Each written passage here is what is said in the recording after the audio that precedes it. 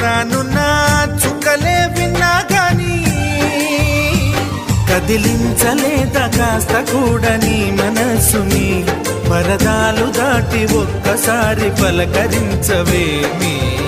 అందరినీ ఇలా వెంటపడి అడగాల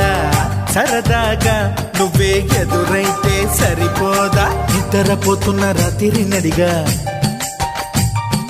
గుటికి చేరిన గువ్వల నడిగా